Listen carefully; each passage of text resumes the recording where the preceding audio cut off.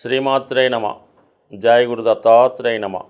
ఈ వీడియోలో మనం 2025వ సంవత్సరం జూన్ నెల మాస ఫలితాలు తెలుసుకునే ప్రయత్నం చేద్దాం. మరి ముందుగా ఈ నెల ప్రారంభంలో ఉన్నటువంటి గ్రహస్థితి పరిశీలించినప్పుడు మరి కుంభరాశి అందే రాహుగ్రహం ఫ్రెష్గా మే 18నే రావడం జరిగింది. సుమారు 1.5 సంవత్సర కాలం పాటు రాహు కుంభరాశి అందే సంచారం జరుగుతుంది. ఇక మేషరాశిలో షష్టగ్రహ కూటమి విడిపోయి సింగిల్గా శని భగవానుడు ఒక్కడే మీనరాశిలో సంచరించడం జరుగుతుంది. ఇంకా 2.5 సంవత్సరాల పాటు అదే రాశిలో అటు ఇటుగా వక్రించినప్పటికీ అదే రాశిలో సంచరించడం జరుగుతూ ఉంటుంది. మరి మేషరాశిలో శుక్రుడు, వృషభ రాశిలో రవి బుధ గ్రహాలు, మిథున రాశిలో మరి కొత్తగా మారినటువంటి మే 15 నుంచి అదే రాశిలో సంవత్సరం పాటు గురుగ్రహ సంచారం మిథున రాశిలో. ఇక కర్కాటక రాశిలో ఈ నెల ప్రారంభంలో కుజుడు జూన్ 6వ తారీఖు వరకు సంచరిస్తూ జూన్ 6 తర్వాత సింహరాశిలోకి ప్రవేశించడం జరుగుతుంది. మరి చివరగా సింహరాశి అందే కేతుగ్రహ సంచారం ఇంకా సుమారు 18 నెలల పాటు అదే రాశిలో సంచరించడం జరుగుతుంది. అయితే ఈ నెల ప్రత్యేకత ఏంటంటే ఈ నెల ప్రారంభంలో గ్రహాలన్నీ రాహుకేతువుల మధ్య ఉండిపోవడం వల్ల ఒక విధమైనటువంటి గోచారరీత్యా కాలసర్పదోష ప్రభావం ఏర్పడింది. అలాగే వృషభ రాశిలో రవి బుధుల సంచారంతో బుధాదిత్య యోగం ఏర్పడింది.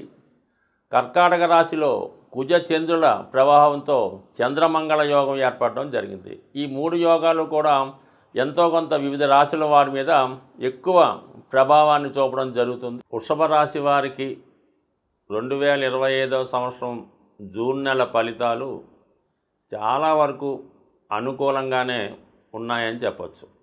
ముఖ్యంగా ఏ రాశి వారికైనా వారి యొక్క జీవితం వారి యొక్క గోచారం అనుకూలంగా ఉండాలంటే ధన లాభస్థానాలు బాగుండాలి. ఆ రెండు బాగుంటేనే మిగతా వ్యవహారాలన్నీ కూడా నడుస్తూ ఉంటాయి. మరి ధనస్థానంలో గురుగ్రహ సంచారం అన్నది ఒక ధనయోగంతో ఏర్పడడం జరిగింది. పైపెచ్చు ఈ రాశి వారికి గురువు లాభాధిపతి అలాగే అష్టమాధిపతి. అంటే ఇక్కడ త్రిపుల్ బెనిఫిట్. మామూలుగా గురువు ధనస్థానంలో ఉంటేనే చాలు, అది అదృష్టవశాత్తు కానీ స్వయం కృషి పూర్వజన్మ ఫలితం వల్ల సంతానం యొక్క సహకారం ద్వారా కుటుంబంలో ఉన్నటువంటి ఆర్థిక సమస్యలు కుటుంబ వ్యవహారాలు చాలా వరకు చక్కబడతాయి. ధనాన్ని నిల్వ చేసుకోవడానికి సేవింగ్ చేసుకోవడానికి గురువు ధనస్థానంలో ఉన్న వాళ్ళకి చాలా బాగా ఉపయోగపడతాడు.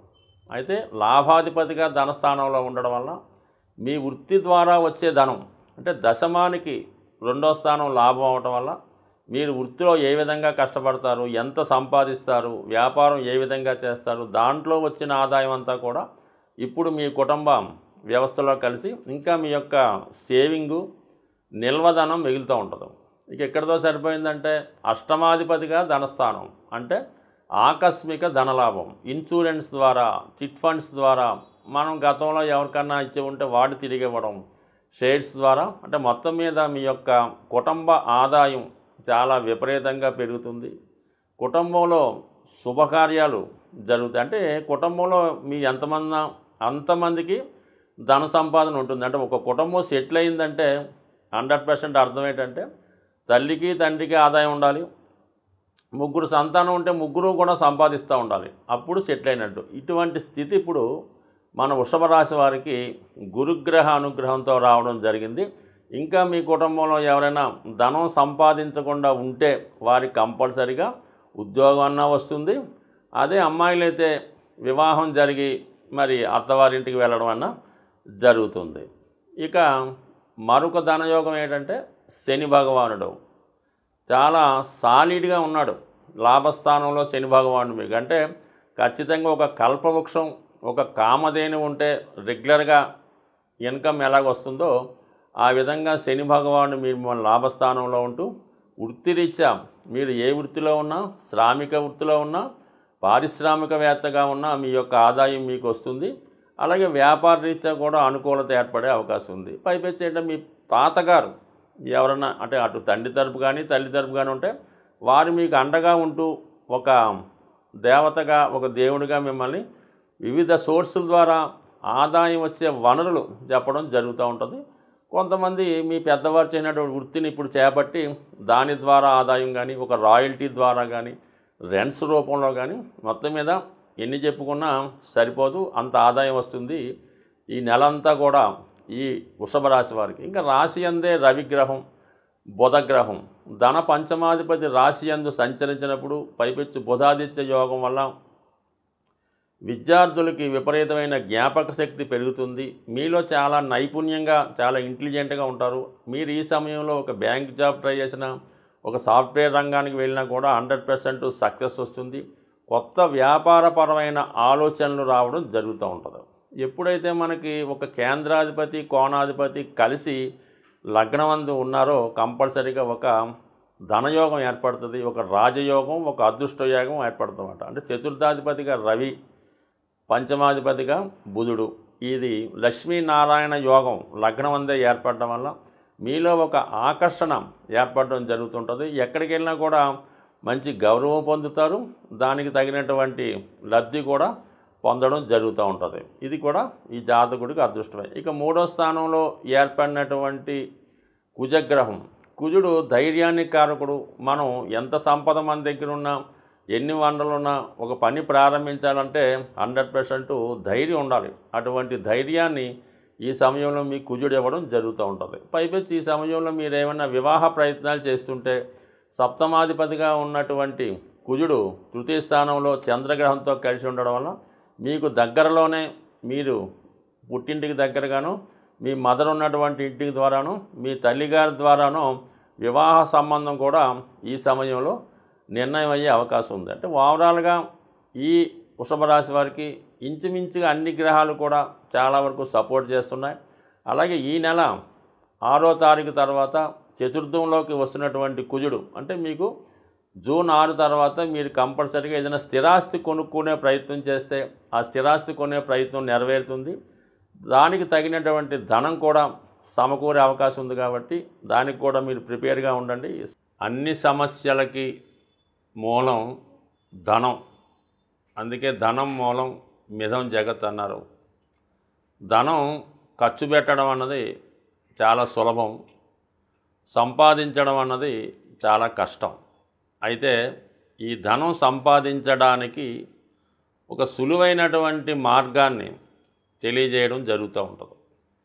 అది మీకు ఈ నెల ఫలితాల్లో ఈ అద్భుతమైనటువంటి ధనయోగాన్ని కలిగించే రెమెడీ మీకు చెప్పడం జరుగుతూ ఉంటుంది.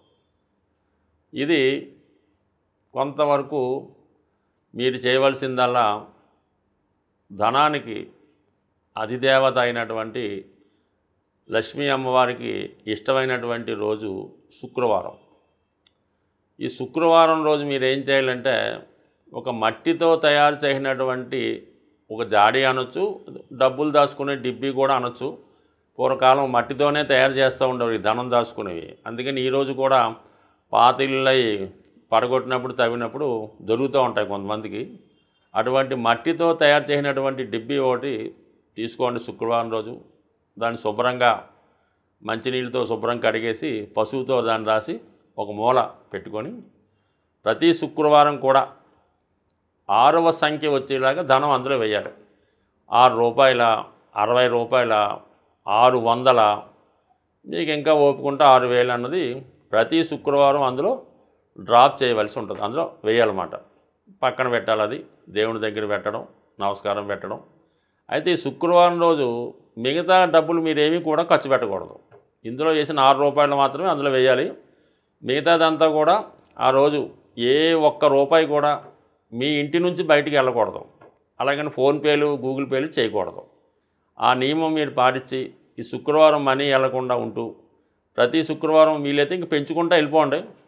దాని తర్వాత ఒక సంవత్సరానికో ఎంతో దాన్ని ఓపెన్ చేసి దాంతో ఏదన్నా ఈ వరలక్ష్మి వ్రతం ఎప్పుడైనా తీసుకోవచ్చు.